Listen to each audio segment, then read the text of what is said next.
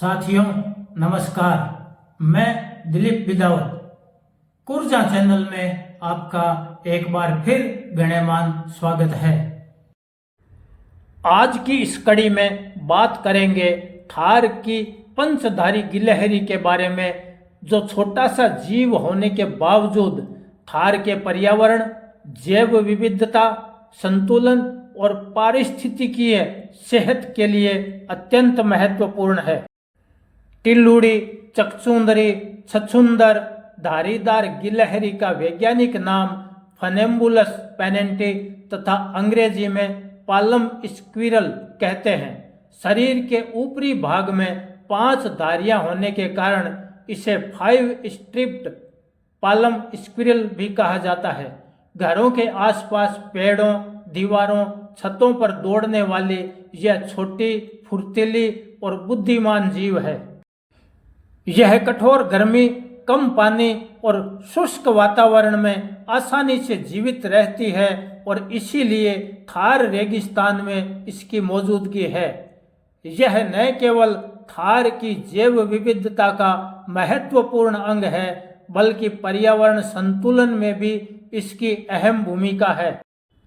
इसकी धारियों के बारे में रामायण में एक प्रचलित और प्रेरणादायी लोक कथा के अनुसार, राम लंका पर चढ़ाई करने के लिए जब बंदरों की सहायता से तैरने वाले पत्थरों से सेतु निर्माण कर रहे थे, तब गिलहरी भी उन्हें देखकर अपने सामर्थ्यानुसार समुद्र किनारे रेत में लेटकर अपने शरीर पर चिपकी मिट्टी को समुद्र में ले जा रही थी।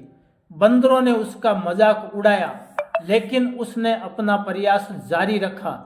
राम ने इसके लग्न और स्नेह को देखते हुए अपने हाथ में उठाया तथा पीठ पर प्यार से सहलाया। कहते हैं गिलहरी के शरीर पर यह धारियां उस दौरान बनी। जो भी हो, यह कहानी संदेश देती है कि किसी का छोटा योगदान भी महत्वपूर्ण होता है।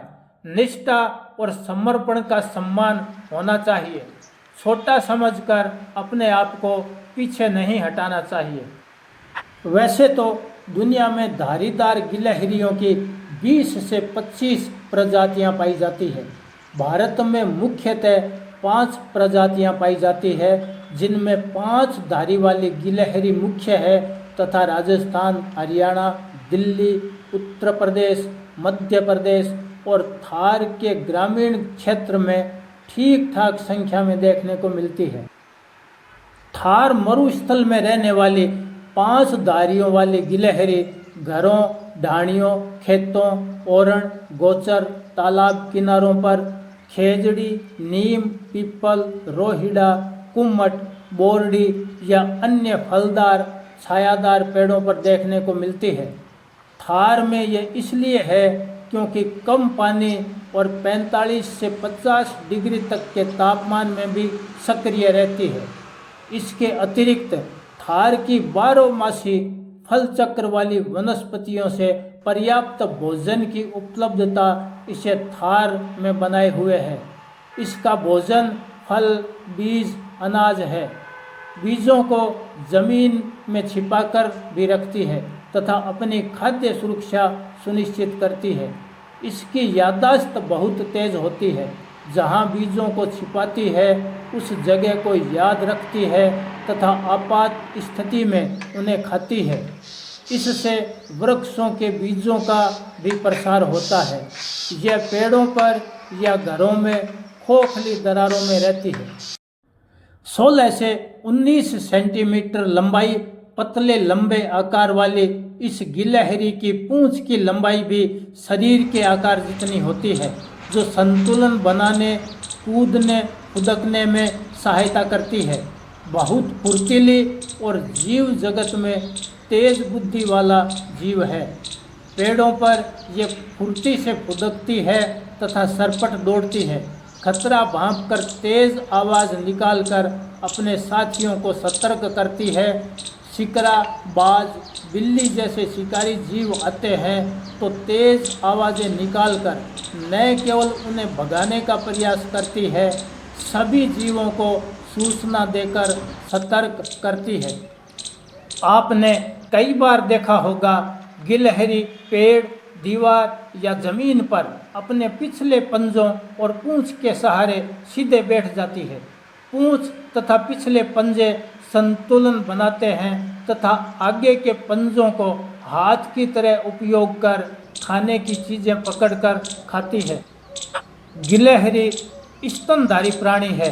आमतौर पर यह पेड़ों पर, घरों की दरारों या रोशनदानों में सुरक्षा को ध्यान में रखते हुए सूखी घास, पत्तियों, रेशों से गोलाकार घोंसला बनाती है।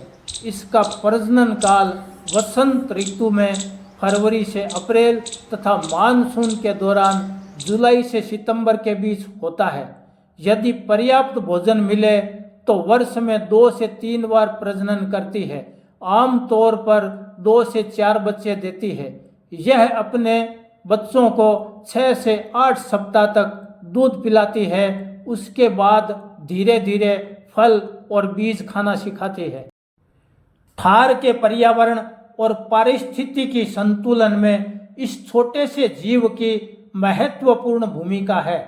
यह वृक्षों के बीज फैलाने में मदद करती है, घास पत्तियों के अवशेष को कुतरकर छोटा करती है ताकि सूक्ष्म जीव आसानी से खाकर इसकी खाद बना सके।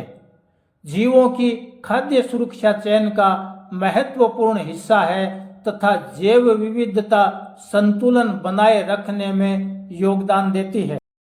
जैसलमेर वर्ण बचाओ टीम इन दिनों जैसलमेर से जयपुर तक पद यात्रा कर सरकार से ओरण को राजस्व रिकॉर्ड में दर्ज कराने की मांग कर रही है। यह केवल जमीन की सुरक्षा या संरक्षण की मांग नहीं है, यह थार के पर्यावरण, जैव विविधता और इन सब के मिले जुले तंत्र से बनने वाले इकोसिस्टम की सुरक्षा की मांग है। थार में जहां कहीं भी ओरण, गोचर, चारागाह है, उनकी सुरक्षा और संरक्षण के लिए आगे आना चाहिए, क्योंकि गिलहरी जैसे असंख्य जीवों के लिए यह आश्रय स्थल है। ओरण, गोचर, तालाब, कैचमेंट नहीं बचेंगे तो ये जीव भी नहीं बचेंगे और जीव नहीं बचेंगे तो मानव भी नहीं बचेगा। इनके प्राकृतिक आवास की सुरक्षा करना हम सबका कर्तव्य है। यह जानकारी कैसी लगी कमेंट में जरूर बताएं। समय समय पर नई जानकारियां देने का प्रयास जारी रहेगा। जानकारी अच्छी लगी है तो वीडियो को लाइक व शेयर करें। चैनल को सब्सक्राइब कर सहयोग प्रदान करें। अगली कड़ी में फिर मिलेंगे। धन्यवाद।